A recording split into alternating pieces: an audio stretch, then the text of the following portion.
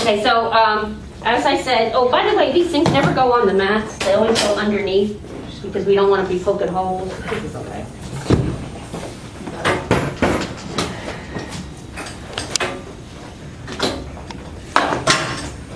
So come over here, and actually we're going to pull this off on this side over here. Put it on the back. Oh, you know what? Wait, Jimmy, you grab me a gate belt out of that drawer and hand it to me. And we probably should be calling this a transfer belt or a safety belt. It's kind of, you know, when you got a quadriplegic patient, you say, I'm going to put the gate belt on you, and they're not walking. It just sounds funny. So I think on the checklist, it actually says safety belt. Just a little sensitivity thing. Okay, now, first thing you got to keep in mind is how do you move somebody to the edge of the chair when they need a lot of assist? Because on these practicals, you can't just say, okay, scoot out to the edge of the chair for me. So, first thing I want to do before that is I want you all to feel on your knees, below your knees, on your tibias, your medial tibial plateaus, which are just below your joint line on the median side broad flat surface, and then you also have lateral tibial plateaus. When you're bracing somebody's knee, you're not just bracing kneecap to kneecap. You are putting your medial tibial plateaus on their lateral tibial plateaus. So I'm going to support her legs like this, adducting with my legs to keep her legs together. If it's just one leg, then you're kind of going medial and lateral on the leg. So I want you all to try that on somebody. You can do it right there in the wheelchair if you want to pause for this. Because we'll be using that before we do the sit pivot, because that's how we're going to block her knees. We're going to now scoot her out to the edge of the chair. So in order to scoot them out, you have to lean them to the side and pull. We're going to lean you to the right first, pull out your left hip, lean you to the left, pull out your right hip. One more time this way. Okay, now for the sit pivot, get my knees where they need to be. Because as I pulled her forward, her legs slipped through my thing. For the sit pivot, she's going to lean forward and put her shoulder against my hip so that her hips are facing the direction we're going into. I can do a gate belt. You can also grab ischial tuberosity. And you're not going to do anything. You just rest your hands in your lap. And on the count of 3, I'm just going to boost you over. The armrest is off. So it's just enough to lift your butt off the... Am I doing anything with my feet or no? You do absolutely nothing. Okay. 1, 2, 3. Bring her around. Dang. Wow. Go back the other way. After we get her up, I'm going to put her shoulder over here against my pelvis. Block her knees. 1, 2, 3. And there she is.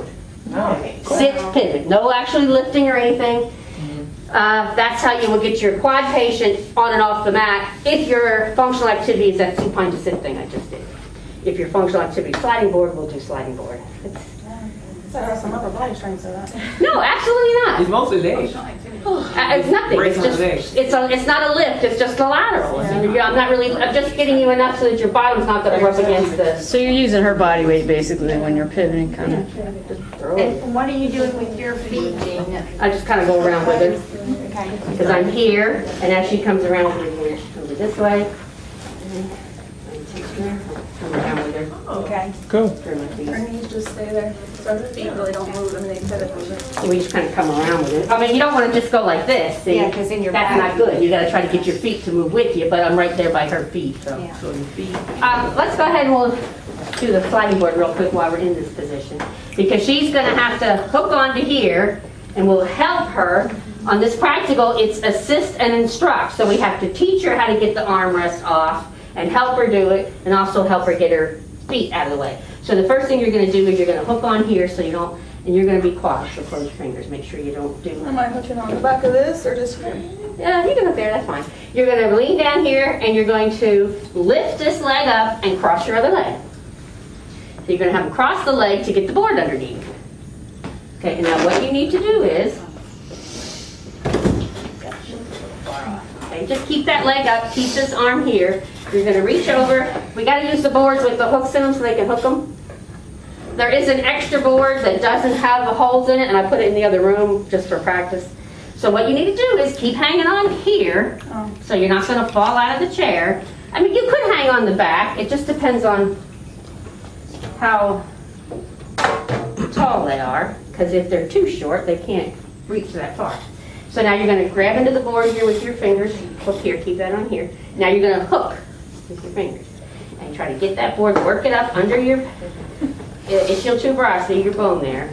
And the movement going across, well, I probably should have, maybe I should just demo it. Yeah. Maybe that. It's easier to get leverage too if the arm's lower than higher. To pull your Yeah, that might just depend on how tall you are. Okay, so here I am. My putting board's too far away. So I'm going to hook here so I can, and we have to lift this leg and cross it. Still hooked here. I'm going to get my board, grab over there and kind of lean over to get this in my ischial tuberosity. All right, now the pushing, and now when they do it at home, they will leave their leg crossed, doesn't matter. When you guys are helping the person, you are going to uncross their leg so that you can block the knees the way I just showed you so they don't slide forward. It's very hard to block somebody's knees when they're crossed like this.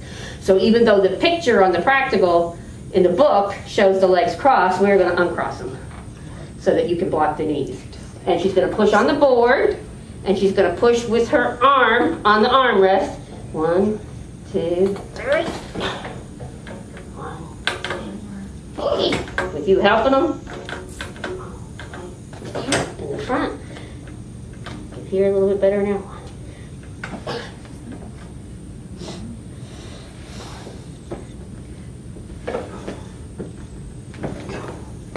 Do that whole head hits thing. In there. That's a lot of work. That's what I said. I'll show you all this stuff, and then I'm going to go take a nap. Yeah, so that's how the patient would do by themselves, but you need to be cueing them through all of that, and of course guarding them. All right, so that's pretty much it on the transfer. Oh, the lateral transfer. Probably don't even need to show that. Hands open. You just come over here and just scoot yourself over. So your patient's not going to be independent with their lateral transfer. You're going to have to help them, but it's not going to do very much. Okay. And we have to do it getting